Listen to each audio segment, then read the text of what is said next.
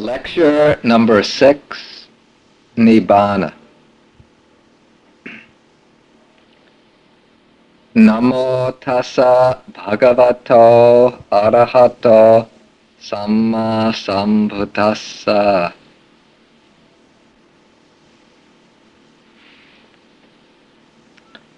The Buddha says that he teaches only dukkha and the cessation of dukkha, suffering and the end of suffering. In the talks given so far, we've dealt primarily with the first side of the Dhamma, with the problem of suffering. However, the truth of suffering is not the final word of the Buddha's teaching. It is only the starting point, the first noble truth, not the whole of the Dhamma. The whole of the Dhamma has to be found by examining all four noble truths. So far, we've explored the negative side of the truths of suffering and its cause. In this talk and in the following talks, we'll deal with the other side, the positive side, with the third and fourth noble truths. But before doing so, it's important to understand why the Buddha starts his teaching with the truth of suffering.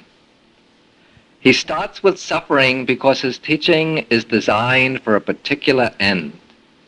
It is designed to lead us to liberation. In order to do this, the Buddha must give us a reason to seek liberation. Normally, we aren't aware of the problematic nature of our existence. We live in a world of delusions. We see things as being pleasurable, attractive, permanent. We take our personalities to be a self. We live seeking pleasure, seeking to gratify and bolster the ego. We think only of how to maximize our enjoyments and our personal status. In this way, we get lost in the world of finite concerns. We get swept away by time, the current of time. We get sunk in the dark mass of ignorance. We do not realize that our lives are pervaded by dukkha. We don't see the pain and suffering, the impermanence, the insubstantiality surrounding us on all sides. To lead us out of dukkha, to bring us to the true state of peace, the peace of deliverance, the Buddha first has to alert us to the danger. He has to make us see the problem, the peril. He has to arouse in us a sense of urgency. His position is somewhat like someone trying to save a man caught unawares in a burning house. The man doesn't realize his house is on fire. He's living there, enjoying himself, watching television, playing and laughing.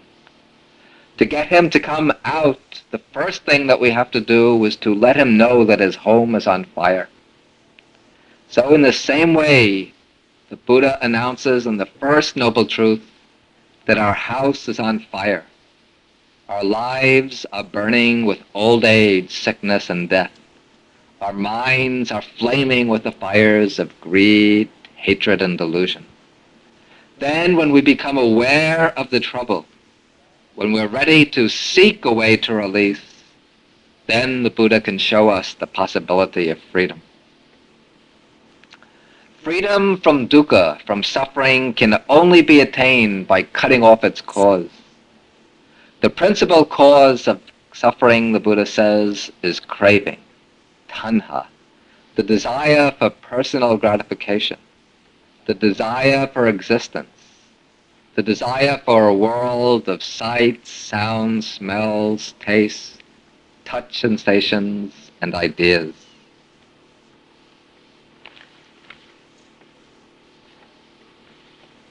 And since the cause of dukkha is craving, the key to reaching the end of dukkha is to eliminate craving. And therefore the Buddha explains the third noble truth consisting in the extinction of craving. He says, to quote the text, "What now is the noble truth of the cessation of suffering? It is the complete fading away and cessation of craving. It's forsaking and abandonment, liberation and detachment from it. This noble truth of the cessation of suffering has two dimensions, the psychological dimension and the philosophical dimension. We'll deal with them briefly, each in turn. First, at the psychological level, we find that unhappiness, content, or suffering results from the tension between desire and the lack of the thing desired. We desire something, an object, a person, a particular situation. We do not have it, therefore we feel dissatisfied. We desire to hold on to something forever, and when we think of losing it, then we feel afraid. We feel worry and anxiety. And when we lose what we have, then we feel sorrow and grief. Thus, all suffering, all pain and dissatisfaction comes about from this conflict between desire and reality. Now, there are two possible approaches to overcoming the unhappiness that results from this tension. One is to obtain the object of desire, to secure possession of it. The other is to eliminate the desire. In both cases, the tension, the conflict is removed, and the unhappiness is replaced by pleasure or satisfaction. Now, usually we adopt the first alternative.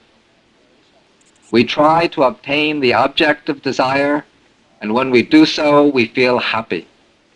Thus, we conclude that happiness comes from satisfying our desires. But the kind of happiness that results from satisfying our desires is very tenuous. If we examine it carefully, we find that it's unreliable, insecure. First of all, it depends on getting things outside ourselves. It depends on externals. And when we don't get the things we want, we become unhappy. We feel that we don't feel contentment in ourselves. And then in the second place, this kind of happiness requires the permanence of the objects of desire. But these things that we obtain are always impermanent. And when we're separated from them, then we become unhappy. Therefore, even in the midst of happiness, in the midst of pleasure, we remain vulnerable to suffering.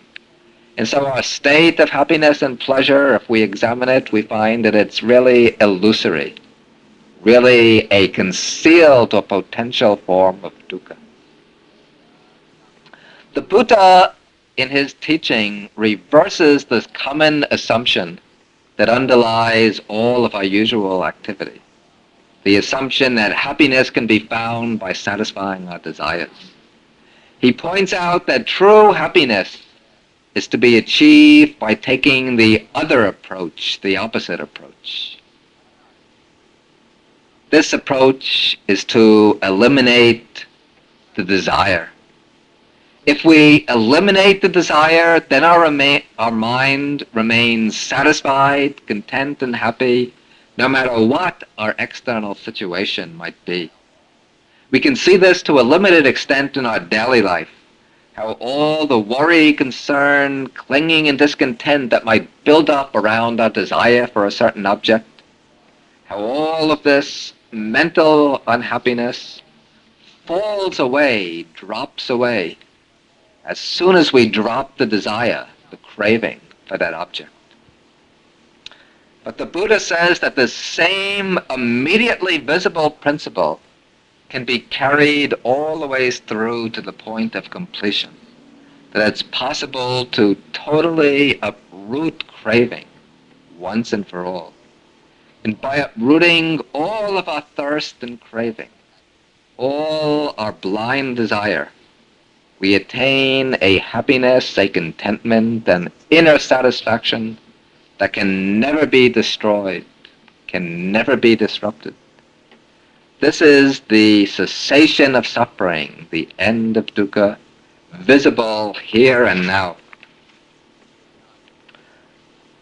But the end of dukkha has a deeper meaning even than this. We saw in the previous talk, in an earlier talk, that our craving leads us into clinging. We cling, and because of our clinging, we engage in patterns of action by which we build up karma. Then, through our karma, we turn over and over again in samsara, the round of birth and death, moving through its different planes of existence. The heavenly worlds, the human world, the lower worlds. All these different planes of existence have their own kinds of dukkha, their own forms of suffering. Even the heavens are no final refuge. By achieving a heavenly rebirth, we can enjoy immensely long lives, great power, beauty, and bliss. But even those worlds, the life in those worlds comes to an end and can be followed by rebirth elsewhere and by more suffering. Thus, to reach final happiness, full freedom from suffering, we have to get free from the cycle of existence. And this comes by uprooting craving. When craving is eliminated, all clinging stops. Our actions no longer build up karma, and then the wheel of repeated becoming is brought to a halt. That is the state of final deliverance, which is the aim of the Buddha's teaching. The state of final deliverance is called in Pali Nibbana, in Sanskrit Nirvana. The word nirvana or nibbana literally means the going out or extinguishing of a flame. And thus, used figuratively by the Buddha, it means the extinguishing of the flame of craving, the extinguishing of the fires of greed, hatred, and delusion. The Pali writers also take the word to have the meaning of escape from the forest. That is, escape from the forest of craving, or from the forest of samsaric becoming. The state of Nibbana is the ultimate goal of the Buddhist path, the end and the consummation of the entire practice. The Buddha says that just as the waters of a river plunge into the ocean and merge with the ocean, so the spiritual path, the Noble Eightfold Path, plunges into Nibbana and merges with Nibbana. Now, when we try to talk about Nibbana, we immediately come up against the problem that Nibbana is said to be beyond the range of speech and language. Nibbana is a supramundane state, a reality which is to be seen, realized, and experienced, not a concept to be conceptualized or an idea to be discussed. Ultimately, Nibbana should be experienced and realized. However, to make known the nature of Nibbana, we have to resort to words, we have to speak about it. And therefore, this lecture becomes possible. If we were to really give a very direct communication of the nature of Nibbana, we just have to stop the lecture at this point. But then those who are listening would be disappointed, so therefore I'll have to go on to speak to fill up the rest of the tape.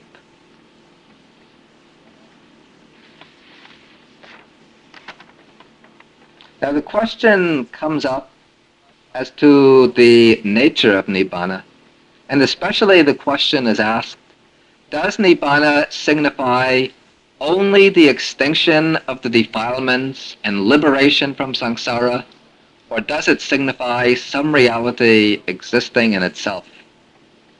According to the Theravada school of Buddhism, which I see to be solidly grounded in the actual word of the Buddha, Nibbana is not only the destruction of defilements and the ending of samsara, but an actually existing reality, a reality which is transcendent to all the realms of phenomenal existence, to the entire empirical world of mundane experience. There are certain reasons which can be offered in support of this view. Here, I don't wish to burden anybody with dry scholarship, but a look at the texts at the suttas spoken by the Buddha can help clarify for us our idea of what Nibbana is.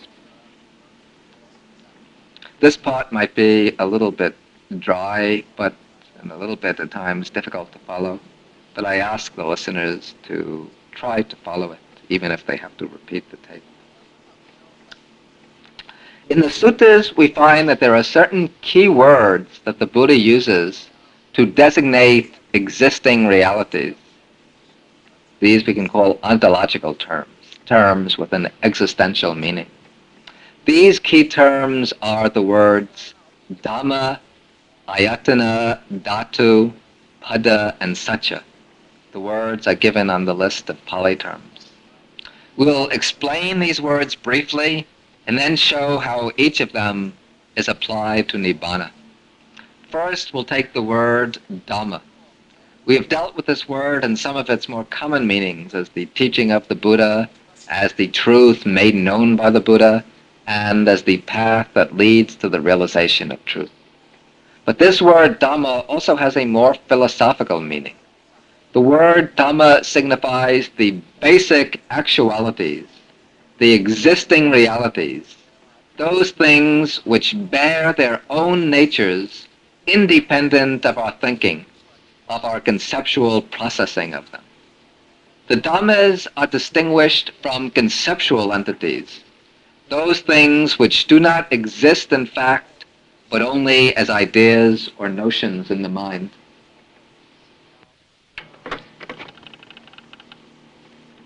Now, all the Dhammas, the actual existences, are divided into two basic groups, the conditioned and the unconditioned, Sankata and Asankata.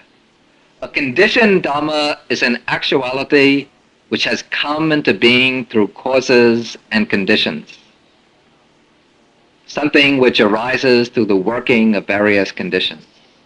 The conditioned Dhammas include all the phenomena with which we are ordinarily familiar. These all fall into the five aggregates. So any conditioned Dhamma is either a material form, a feeling, perception, a mental formation, or an act of consciousness. Now, all the conditioned Dhammas go through three phases of becoming. First, there's the phase of arising, then finally a phase of falling away, cessation, and in between the two there's a phase called titassa anyatatan. I've mentioned this before. That is the changing of that which stands, the transformation of that which persists. That is, while the conditioned Dhamma lasts, while it persists, it undergoes constant change. It doesn't remain static, but it undergoes transformation. It's in a ceaseless process of becoming. So the conditioned Dhamma has these three phases: arising, transformation, and falling away. Now, in contrast to all of the conditioned Dhammas, there is the class of the unconditioned, which is much simpler. It contains only one actuality, that is Nibbana. In contrast to the conditioned, the unconditioned is not produced by causes and conditions. And then, in contrast to the conditioned, the unconditioned has the three opposite marks. That is, it has no arising, it has no falling away, and it undergoes no transformation. And the Buddha speaks distinctly of Nibbana as a Dhamma. He calls it the supreme Dhamma, the Uttamang Dhamma. And he says in one sutta, he says that of all Dhammas, conditioned and unconditioned, the most excellent Dhamma, the supreme Dhamma, is Nibbana. So Nibbana is definitely referred to by this key ontological term of Buddhism, the word Dhamma. Another important ontological term used by the Buddha is ayatana. This word usually means realm, plane, or sphere. For example, the Buddha speaks about the different planes of existence as ayatanas. And he also speaks about the 6 sense faculties as the 6 ayatanas. In a famous passage from the text, the Udana, the Buddha also speaks about Nibbana as an ayatana. He says,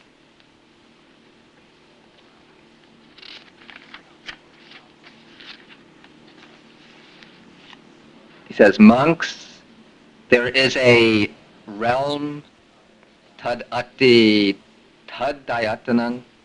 There is a realm where there is neither earth, water, heat, or air. Neither the sphere of infinite space, the sphere of infinite consciousness, the sphere of nothingness, or the sphere of neither perception nor non-perception. That is the 4 formless realms. There is neither this world nor any other world, neither sun nor moon. This I call neither arising nor passing away, neither standing still nor being born nor dying. There is neither foothold there, nor development, nor any basis. This is the end of suffering. So we see that in this passage, the Buddha speaks of Nibbana as an ayatana, a realm or sphere. It's a sphere where there is nothing at all that corresponds to our world of mundane common experience, and therefore it has to be described entirely by way of negatives, as the negation of all finite properties. Another word frequently used in the Buddha's discourses is the word dhatu. This word most often means element. Thus the Buddha speaks of the 4 dhatus, the 4 material elements, earth, water, heat, and air. At other times he speaks of 18 elements, the 6 sense organs, the 6 sense objects, and the 6 kinds of consciousness. But the Buddha also speaks of another dhatu, another element. He calls this the amata dhatu, that is the deathless element. And this deathless element is Nibbana. Thus in one sutta, he speaks about a monk who has reached the highest level in the development of insight, where he's seeing all of the 5 aggregates as impermanent, as dukkha, and as insubstantial. Then when he reaches this climax of insight, his mind suddenly turns away from all conditioned dhammas, and it says that he focuses his mind upon the deathless element, and that with his mind focused on the deathless element, he reaches the destruction of the defilements. In another sutta, the Buddha speaks of the Nibbana dhatu, the element of Nibbana, and he compares it to an ocean. He says that just as the great ocean remains at the same level, no matter how much water pours into it from the rivers, it remains at the same height without increase or decrease, so the Nibbana element remains the same no matter whether many or few people attain Nibbana. If many people attain Nibbana, the Nibbana element doesn't grow fuller. If few attain, the Nibbana element doesn't become diminished. And the Buddha speaks quite concretely about seeing Nibbana, the deathless element, almost as though it were the object of an act of vision. In another sutta, he speaks of it as something that can be experienced by the body. It's an experience that's so vivid, so concrete and real, that it can be described as touching the deathless element with one's own body. The Buddha also speaks about Nibbana as a pada. The word pada means a state, and the Buddha calls Nibbana the amata pada, the deathless state.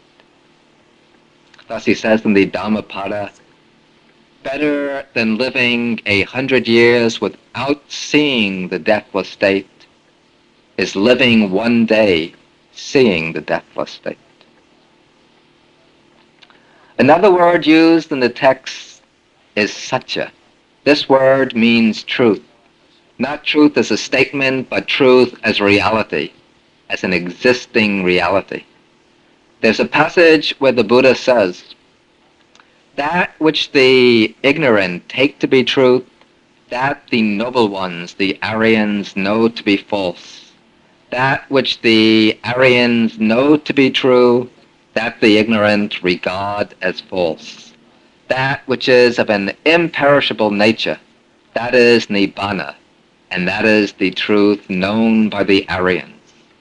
So here in this passage, that which the ignorant take to be truth, to be real, is a self, an ego entity. And this the Aryans know to be false, since through their insight they have realized that all phenomena are without a self, that they're all insubstantial. And that which the noble ones know to be truth, that is Nibbana. And this the ignorant take to be false, an imaginary thing, or a vain notion. But the noble ones, the Aryans, have seen Nibbana. They've known through direct experience that it is real, the one ultimate reality that's imperishable.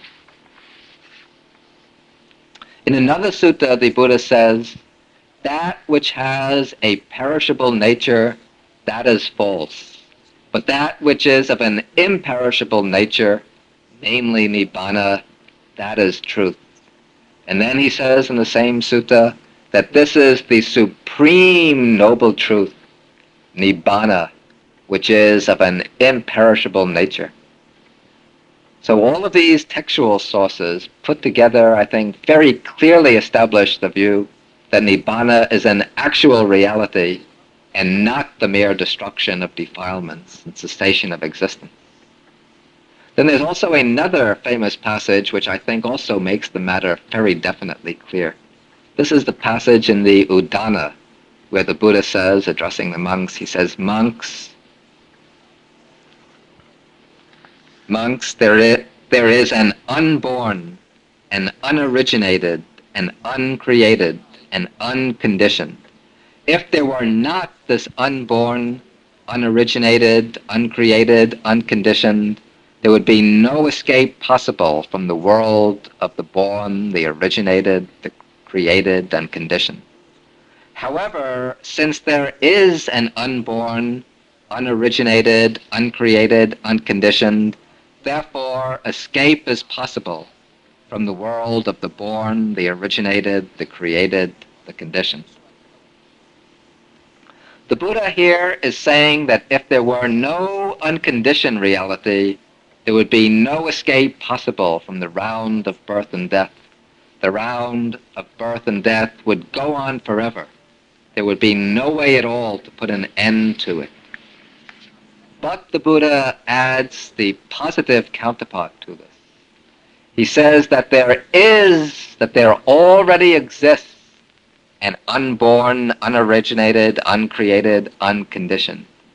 And therefore it is possible for the mind to know the unconditioned, to realize the unconditioned, and by realizing the unconditioned, to destroy the ignorance and craving which hold us in bondage, and thereby make an end to the round of becoming, and reach deliverance from birth and death, deliverance from the world of the born, originated, created, and conditioned. Now, since Nibbana is the precondition for this liberation to take place, since Nibbana must exist for it to be known and for liberation to take place, therefore it's evident that Nibbana cannot simply be reduced to the destruction of the defilements and liberation from the round. Those events are conditioned events. They occur in time, while Nibbana is unconditioned, without any origination, timeless. Now, one particular problem is sometimes raised over the statement that Nibbana is unconditioned.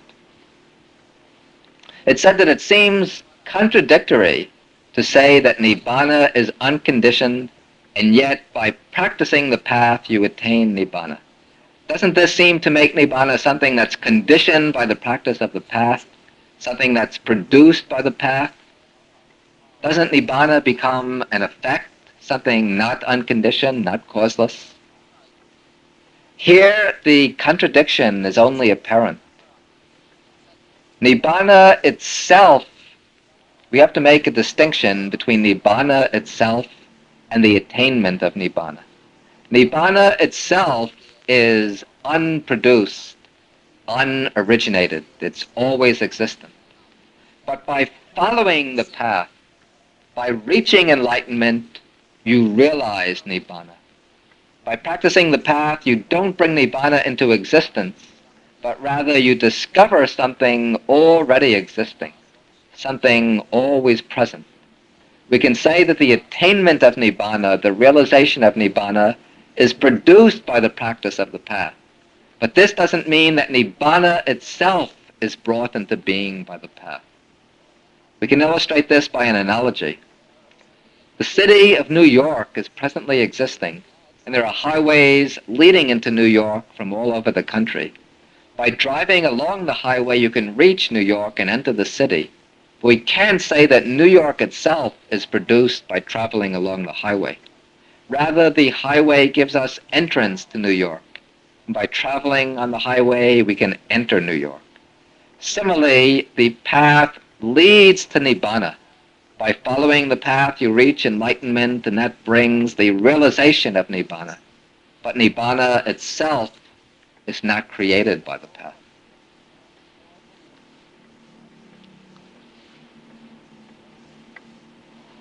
Now we can consider some of the terms and expressions used in the text as designations for Nibbana. We can try to treat these a little systematically. First of all, as a precaution, we have to repeat what we already said, that the nature of Nibbana cannot be understood through words or expressions, not even through a very thorough study of the text. This can only give us knowledge, book knowledge, but not the real understanding of Nibbana. To truly understand Nibbana, we have to understand it through actual experience, through realization. Words themselves can never adequately indicate the nature of Nibbana. However, in order to communicate some idea of the goal to which his teaching points, the Buddha had to resort to words and expressions, the conventional means of communication. And when he speaks of Nibbana, he uses two types of expressions. On the one hand, negative expressions, on the other, positive expressions. And to get an adequate idea of Nibbana, both types of expressions have to be considered in balance. The Buddha uses each type with a special purpose in mind. And if we don't take both types into account, we will come away with a one-sided picture of Nibbana. Sometimes the Buddha uses negative expressions. The Buddha's purpose here is to emphasize the supramundane nature of Nibbana, its transcendental nature. From one angle, Nibbana is something which is completely above and beyond all the limited forms of the world. It can only be described by negations of the conditions of the world. Thus we find such expressions for Nibbana as we've dealt with already, the unconditioned, the unoriginated, the unborn, the imperishable, the unchanging, the unsupported, and so on. These terms all convey their meaning by a process of exclusion. That is, they negate some perceptible feature of conditioned phenomena in order to show that Nibbana is something entirely different and distinct from all conditioned states. But we shouldn't make the mistake, some scholars make, of seizing upon these negative terms and then taking Nibbana to be a state of annihilation or complete non-existence. To illustrate this error, the Buddhists speak of a certain parable or story of the turtle and the fish. According to this story, there was once a turtle who lived in a lake with a group of fish. And one day the turtle went for a walk on dry land. He was away from the lake for a few weeks. And when he returned, he met some of the fish, and the fish asked him, "Oh, Mr. Turtle, hello, how are you? We haven't seen you for a few weeks. Where have you been all this time?" The turtle said, "Oh, I was spending some time on dry land." Fish were a little puzzled, and they said, Taking a walk on dry land? What are you talking about? What is this dry land? Turtle tried to think of some expressions, how to explain. He was left speechless. Then the fish started asking questions. They said, well, this dry land of yours, is it wet? Turtle said, no, it's not wet. Well, is it cool and refreshing? No, it's not cool and refreshing. Does it have waves and ripples? No, it doesn't have waves and ripples. Can you swim in it? No, you can't swim in it. So the fish said, well, it's not wet, it's not cool, it has no waves, you can't swim in it. So this dry land of yours must be complete non-existence. Just an imaginary thing, nothing real at all. The turtle said, well, maybe so, and he left the fish and went for another walk on dry land.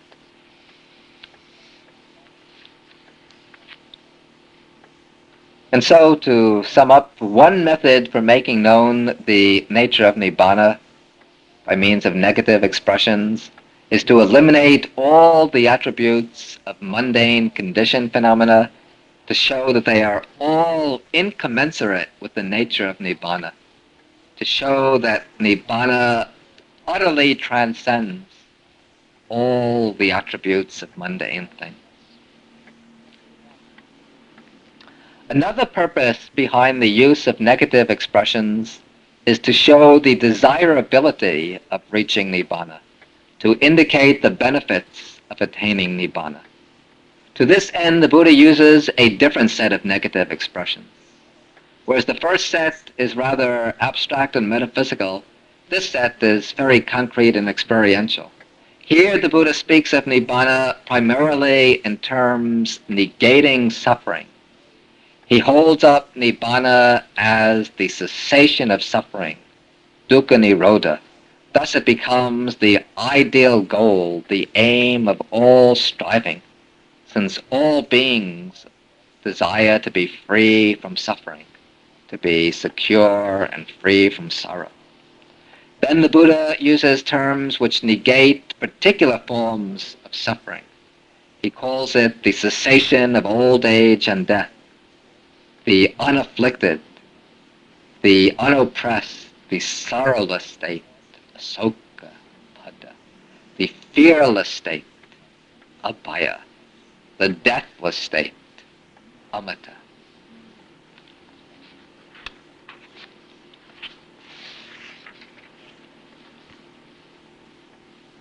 By using these terms, like the cessation of suffering, the Buddha awakens in us the aspiration to attain Nibbana. Then once he's awakened this aspiration, the next step is to point out what has to be done to reach the goal, to show the work that we have to do to arrive at the end of suffering. And to make this plain, the Buddha describes Nibbana by terms negating the defilements, negating the mental factors that keep us in bondage. Sometimes the defilements are summed up in the word craving or tanha, the cause of suffering. And so Buddha calls Nibbana the destruction of craving, tanhakaya. Sometimes the defilements are said to be the three: greed, hatred, and delusion. And so Nibbana is termed the destruction of greed, the destruction of hatred, the destruction of delusion. In other places, Nibbana is called dispassion, viraga, the removal of thirst, the crushing of pride, the uprooting of conceit, the extinction of vanity, the eclipse of ignorance, and so on. These terms all show the work that has to be done to reach the end of suffering. They show the direction in which we have to move and the task we have to accomplish. To reach the goal of Nibbana, it is necessary to destroy greed, hatred, and delusion, to eradicate craving, to uproot conceit, to abandon ignorance. And so the three purposes behind the use of negative terminology by the Buddha, to sum up, is first, to show that Nibbana is transcendental, that it's utterly beyond all conditioned phenomena and quite distinct from them. Secondly, to show that Nibbana is desirable, that it's the end to all states of suffering. And third, to show that Nibbana is to be attained by eliminating the defilements, by uprooting all the unwholesome mental factors.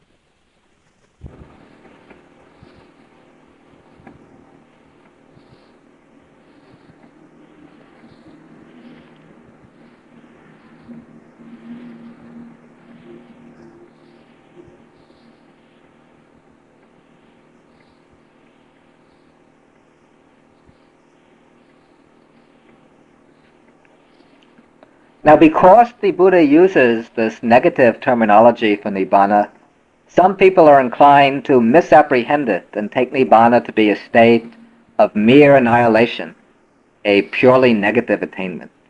To exclude this misinterpretation, the Buddha also describes Nibbana in positive terms. Some of these terms emphasize in positive ways the desirability of Nibbana. Thus, Nibbana is called the unexcelled, the supreme, the final goal, the ultimate. All these terms hold up Nibbana as the highest ideal and ultimate aim of aspiration. However, these terms are rather abstract. More concretely, in terms more accessible to us, the Buddha says that Nibbana is the supreme happiness, paramang sukham.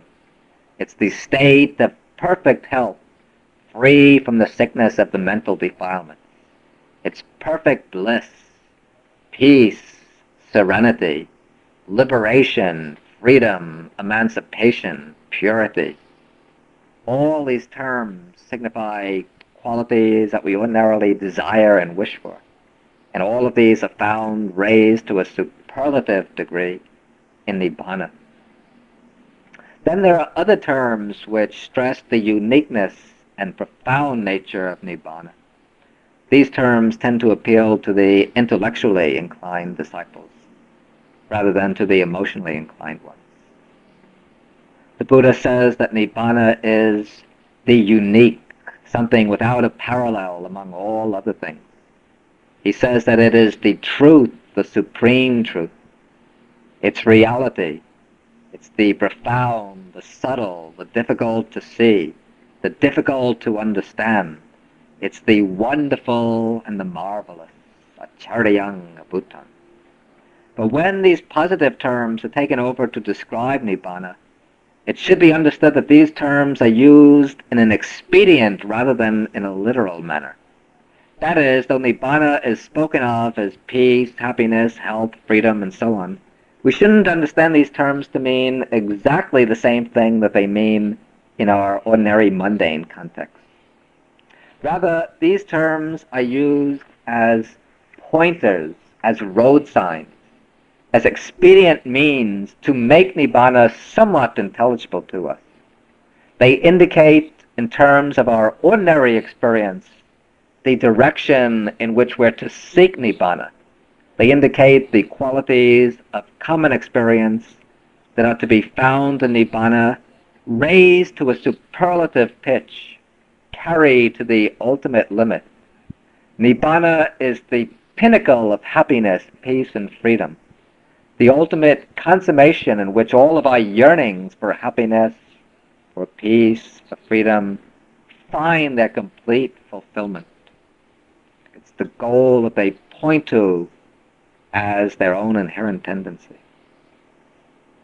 Then further, the Buddha also makes use of poetic or metaphorical terms for Nibbana. For example, he calls Nibbana the island, the deep. This is a very beautiful word. In one text, in the Sutta Nibbata, he speaks of all living beings as being swept away by a tumultuous river, a fearsome flood which is sweeping them helplessly into the ocean of birth, old age, and death. And all of these beings seek a place of safety and security, an island which they can land upon and be free from the suffering of birth and death. And so the Buddha calls Nibbana the island, the Dipa, which provides safety and security from the dangers of samsara, from the ocean of becoming. The Buddha also calls Nibbana the cave. A cave is a place which gives safety from the threat of storms, wild beasts, robbers, and so on. And so Nibbana gives us safety from all the dangers of birth and death. Nibbana is called the cool state, the state that results, the coolness that results from the extinguishing of the fires of greed, hatred, and delusion. He calls Nibbana the shelter, the refuge, the further shore. The Buddha says that in our worldly life we are like a man in a hostile land, faced with all sorts of dangers. Wild beasts are running after him. He's being pursued by enemies with drawn swords. He's chased by thieves who are out to rob him. He runs and runs until he comes to the edge of a stream. He wants to get across to the other side, where he can find safety.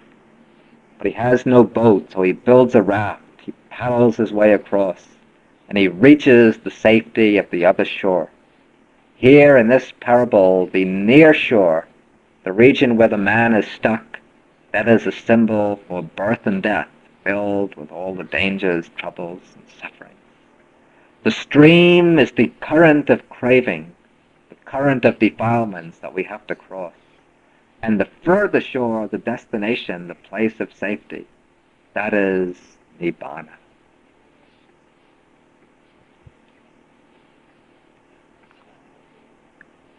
Now the attainment of Nibbana comes in two stages.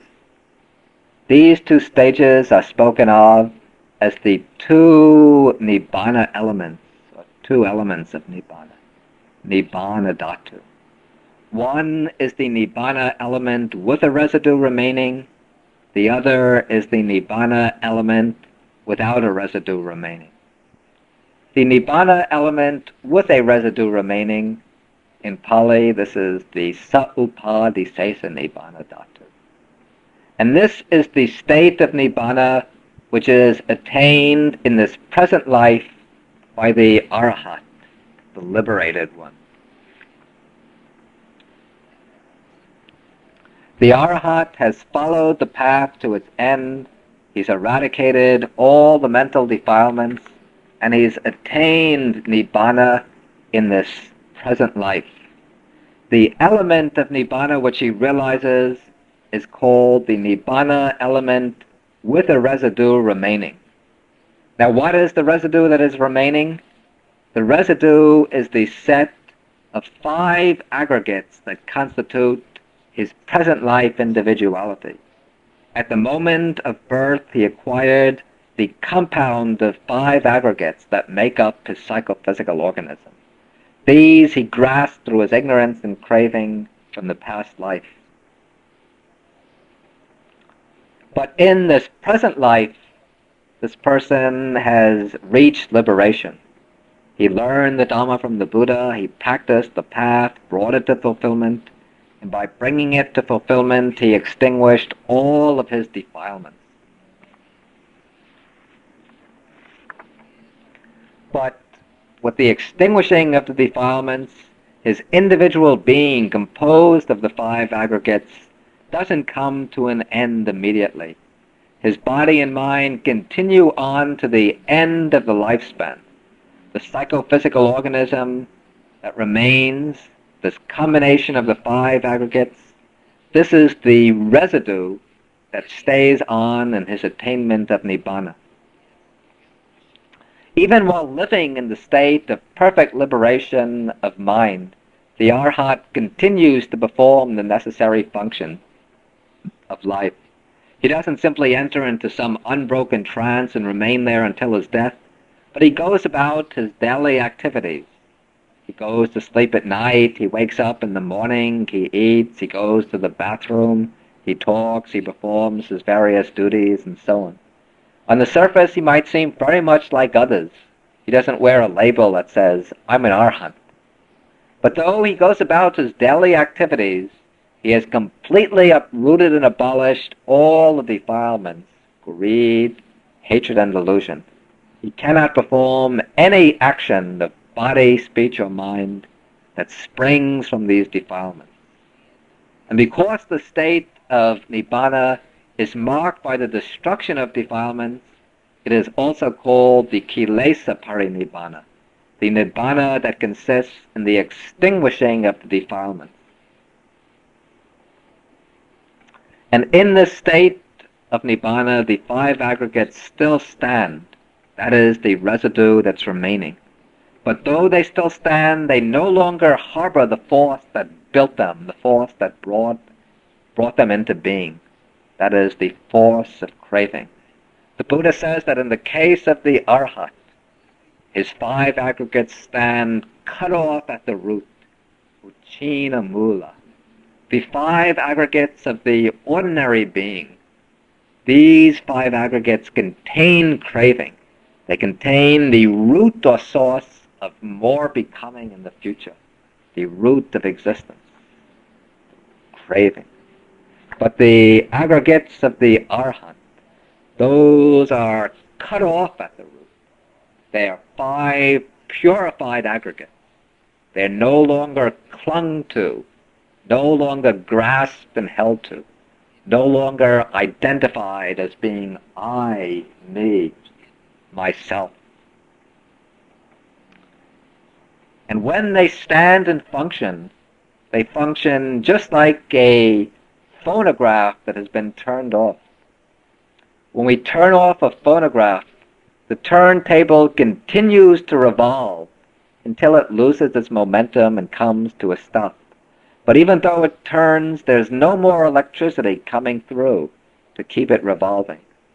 Similarly, in the case of the Arhat, there's no more craving and no more clinging running through his mind, sustaining the process of becoming and leading it on to future existences. His 5 aggregates continue on to the end of his life, but the 5 aggregates stand cut off at the root. They no longer support the craving out of which they have arisen.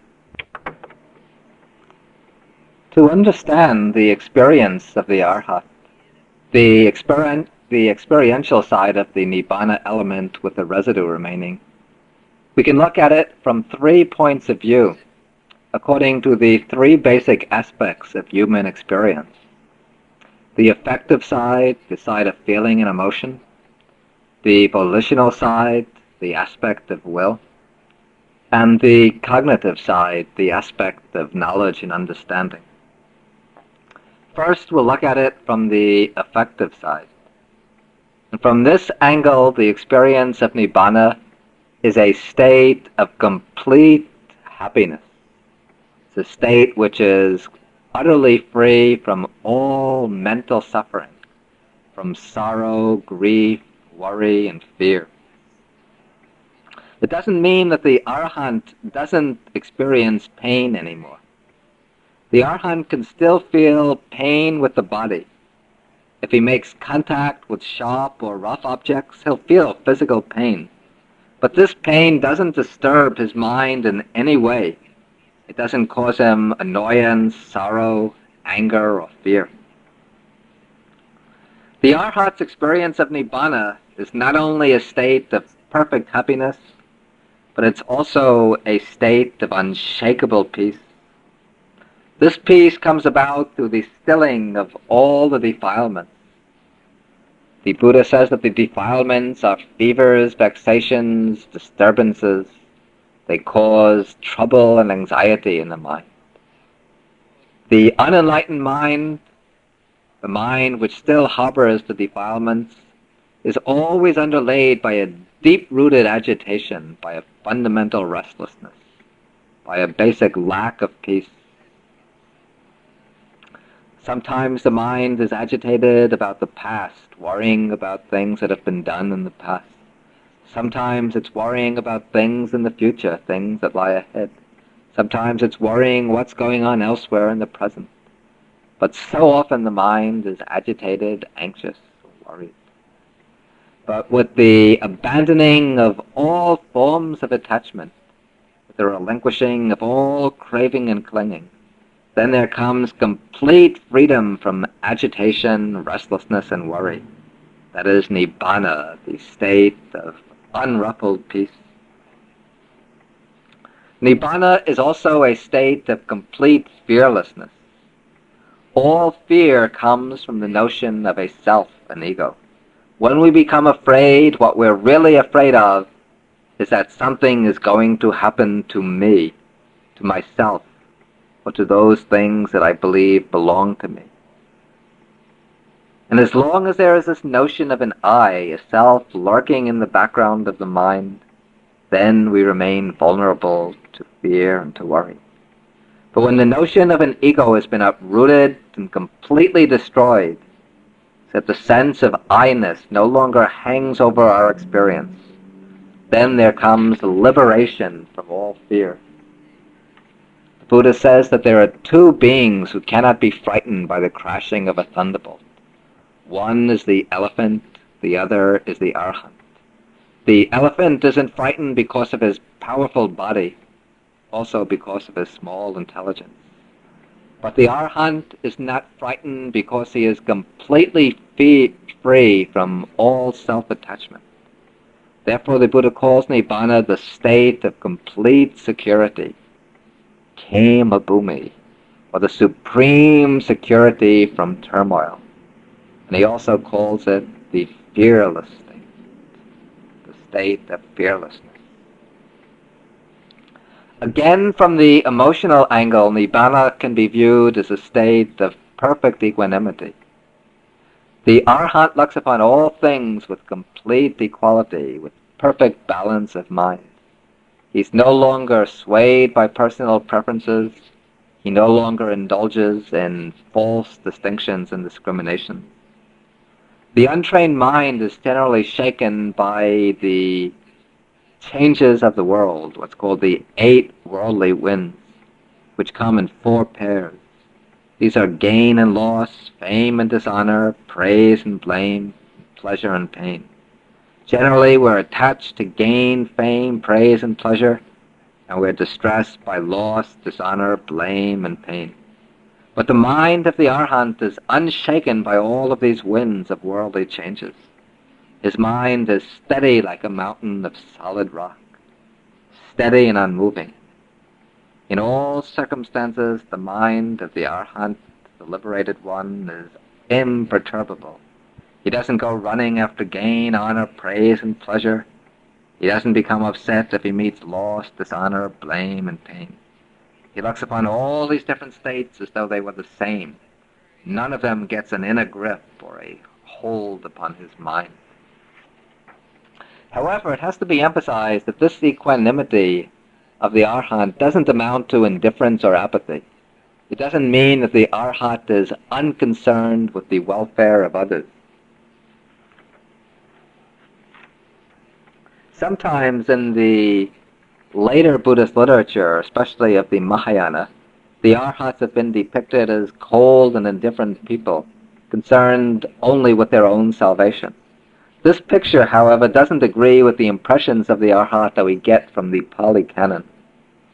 In the Pali text, the Buddha emphasizes again and again that the supreme person, the most praiseworthy person, is the one who is intent on both his own welfare and the welfare of others. The disciple, first of all, has to accomplish the goal for himself.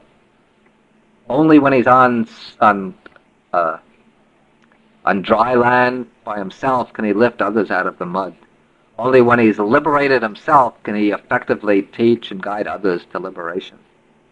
But those who reach the goal, who achieve deliverance, they become the teachers and guides for their fellow men. The Buddha says that the arhats are living in the world for the welfare of the many folk, for the happiness of the many folk, out of compassion for the world, for the good welfare and happiness of all living beings. He says that the arhats are instructors, exhorters, who exhort, inspire, and encourage others who are capable of expounding the true Dhamma. He says that it is beneficial even to see such persons, to approach them, to serve them, to call them to mind, to study under them, and to practice under them. He says that the arhats are the masters, the caravan leaders, the purifiers, the dispellers of darkness, the creators of light, the torchbearers, the sons of illumination for all the world. The arhat's mind is stirred by immeasurable loving kindness and boundless compassion. He pervades all the world with thoughts of loving kindness, thinking, "May all beings be well and happy." And he radiates thoughts of compassion, wishing that all beings might be free from suffering, from all harm and trouble. Now this deals with the experience of Nibbana in terms of feeling and emotion. Now to deal with it in terms of will or volition. In our ordinary experience, the will is held in bondage by the defilements. We move and act in the grip of the defilements, and therefore we're driven to act in ways which we know to be harmful even to our own welfare. Under the sway of greed, hatred, delusion, and fear, we act even contrary to our own best interests. Because of our greed and desire, we chase after transitory pleasures, even though we know that in the long run these will have disastrous consequences. We give rise to anger and hatred which destroy our inner calm and which disrupt our personal relationships. We're held in the chains of greed, anger, conceit, worry, jealousy, and so on. But the Arhat's mind is totally free even from the smallest trace of these bonds. He enjoys complete inner autonomy. He lives as master of himself. He has sovereignty over all the workings of his mind. His mind can no longer be dominated, gripped, and compelled by unwholesome motives. And therefore he never acts in any ways destructive to his own welfare or to the welfare of others, but always in ways which are beneficial, which serve the good of others as well as his own good. The Buddha compares the Arhat to a lotus flower. The lotus flower is unstained by all the mud in the pond in which it grows. Even when the muddy water touches it, it immediately falls off the petals without sticking or adhering to the petals. So in the same way, the mind of the Arhat, when it makes contact with sensory phenomena, when the Arhat goes through different experiences, its mind is unstained by the defilements, by greed, hatred, and delusion, but all these worldly phenomena just immediately, they just slip through without giving rise to any defiled motivation.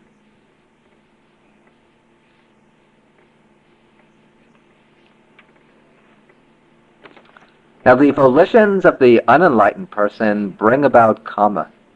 For the unenlightened person, every willed action deposits a seed in the mind with the tendency to produce results, to bring about happiness or suffering in the future, to ripen in a form of future rebirth. The Arhat, however, has broken free entirely from the cycle of actions and reactions. He still performs volitional actions, but these acts of his are the great exception to the rule that all volitional actions are karma. The Arhat's acts, as we've said, are not karma. They are mere activities, kriya mata, activities that take place without leaving any trace on the mind of the Arhat. His acts are trackless, like the flight of birds across the sky. The Arhat still reaps the results of his old karmas performed through his many past lives. He still meets with the pleasant and painful fruits of those actions. But these don't disturb him in any way. They don't upset or stir his mind. He doesn't react to them in terms of the instinctive patterns that have been built up through the defilements, but he observes them with perfect mindfulness and clear comprehension. Thus he's cut off all the chains of suffering. Then, thirdly, the experience of Nibbana can be considered in terms of knowledge or understanding. We find that the Arhat enjoys perfect understanding, complete realization.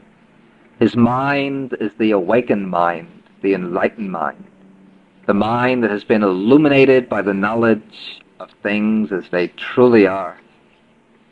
He is no longer misled by the distortions, the projections, the perversions, but he understands and sees all conditioned phenomena as impermanent, unsatisfactory, without any ego reference.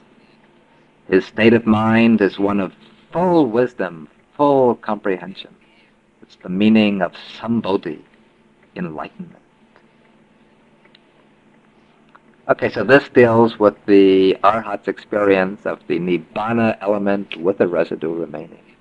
His living experience, which is a state of perfect happiness, complete peace, complete inner freedom, and full awakening and understanding. Now, the second stage in the attainment of Nibbana is called the Nibbana element without a residue remaining. Anupadisesa Nibbana Dhatu. This is the element of Nibbana that is attained by the Arhat with his passing away, with the breakup of the body, what we conventionally call death. But in the case of the Arhat, the Buddha does not use the word death.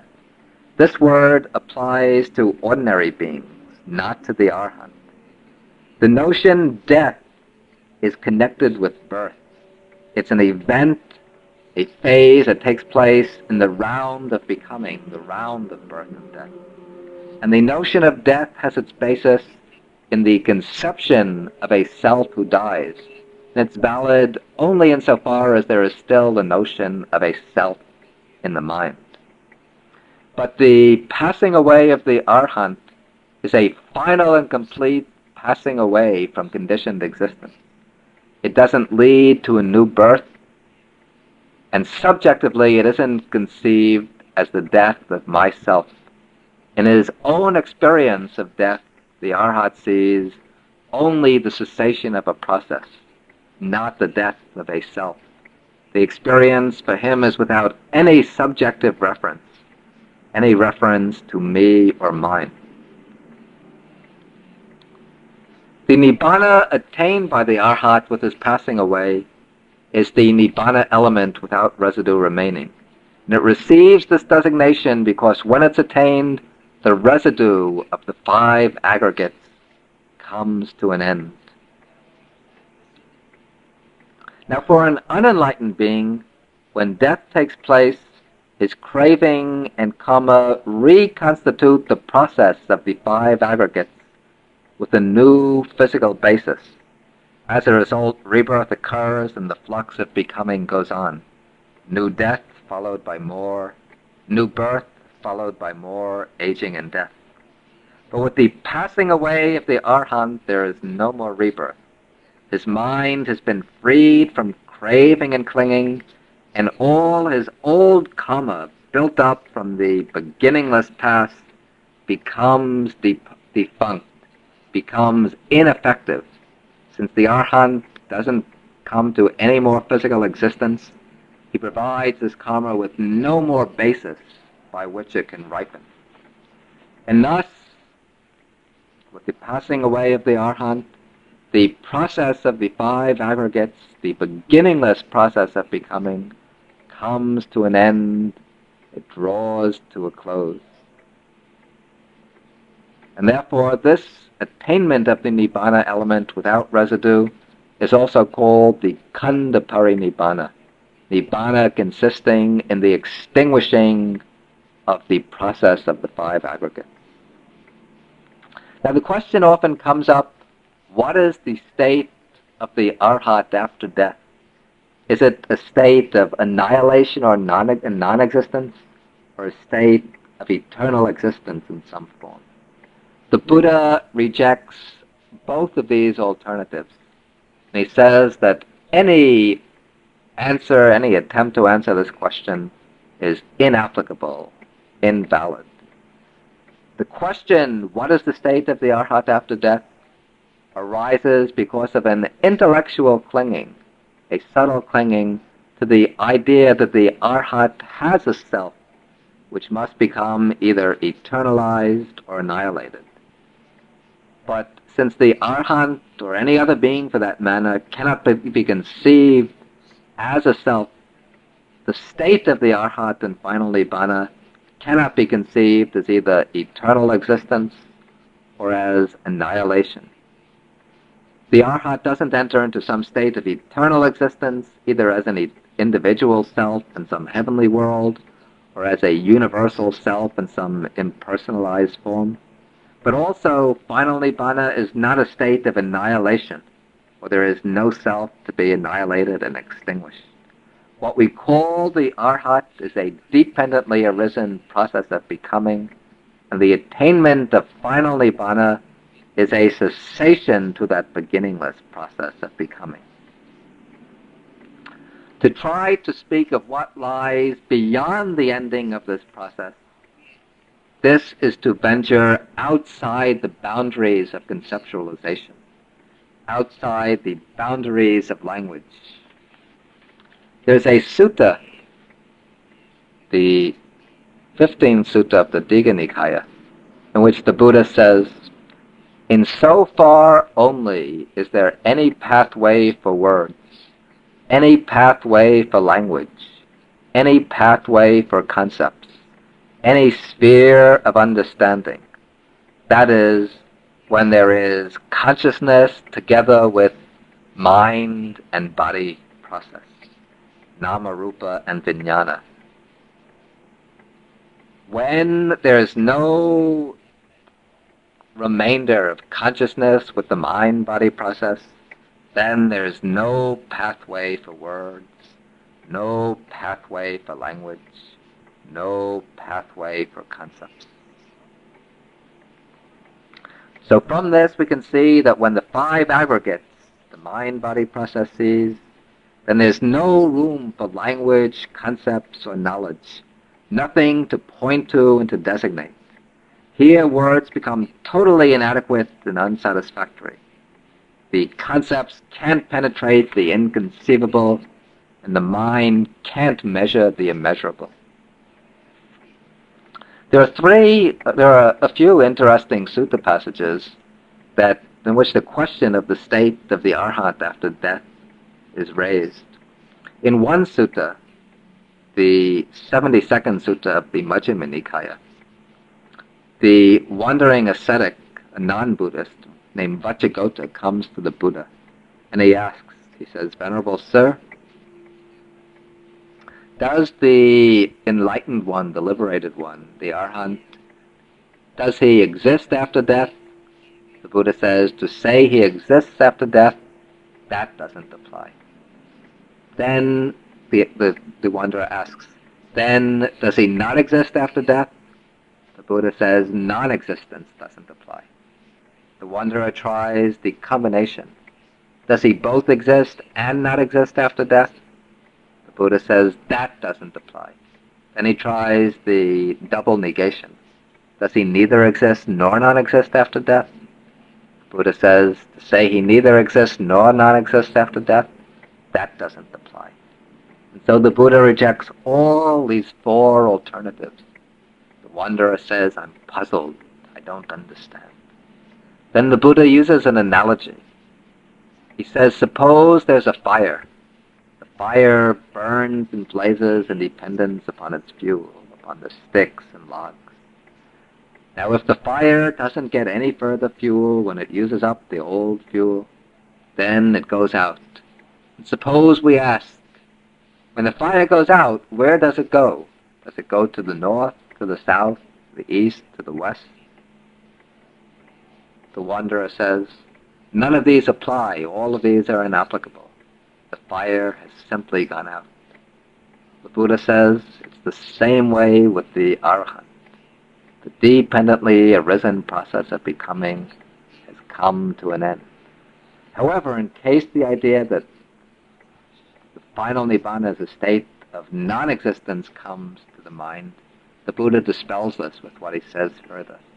He says that the liberated one, the Tathagata, freed from reckoning by way of the five aggregates, by way of form, feelings, the perceptions, the mental formations, and consciousness. The Tathagata is deep, immeasurable, and unfathomable, like the great ocean, not to be conceived by the finite concepts of the mind, not to be measured by the measuring devices of the mind. There's another similar sutta which is spoken by a nun, a bhikkhuni, named Kema. Kema comes to see King Basenadi Kosala, the king of the state of Kosala. And King Basenadi asks the same questions about the state of the Tathagata after death. And to each of these, the nun Kema says, that is not declared by the Buddha. The Buddhist doesn't say that the Arhat exists eternally after death, that he becomes non-existent, that he both exists and doesn't exist, that he neither doesn't exist nor non-exists after death. The king is puzzled and asks for an explanation. The Bhikkhuni Kema says, do you have, O Majesty, do you have a minister, a treasurer, or an accountant who is able to measure the waters in the ocean, to say that there's so much water in the ocean? The king says, no, I don't.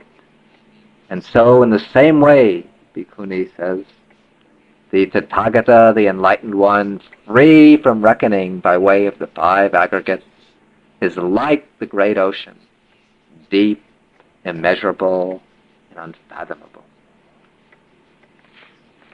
Then there's one very beautiful sutta in the collection, the Sutta Nipata, called the Parayana. And in this, an inquiring Brahmin comes to the Buddha and asks him about the state of the liberated one and final Nibbana.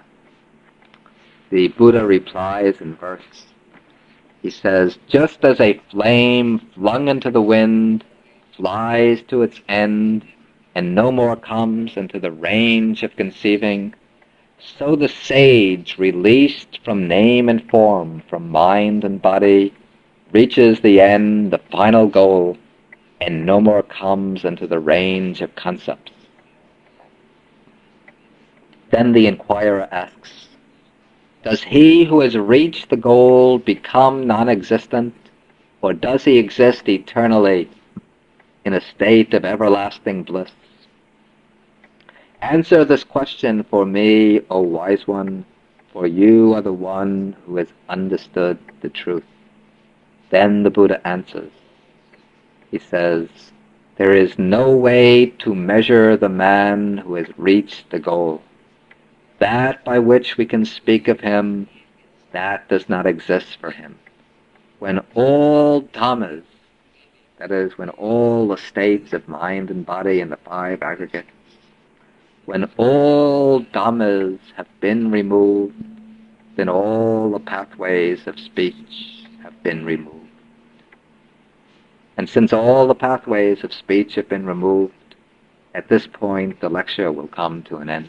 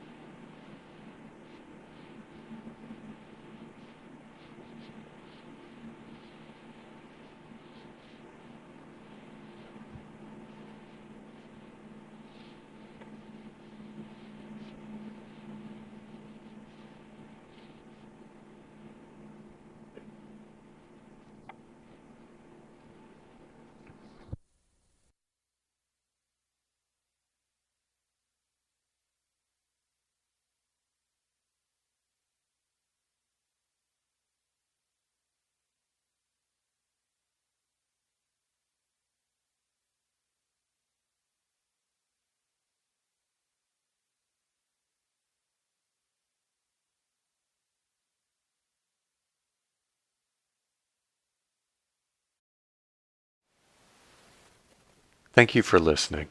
To learn how you can support the teachers and Dharma Seed, please visit dharmaseed.org/donate.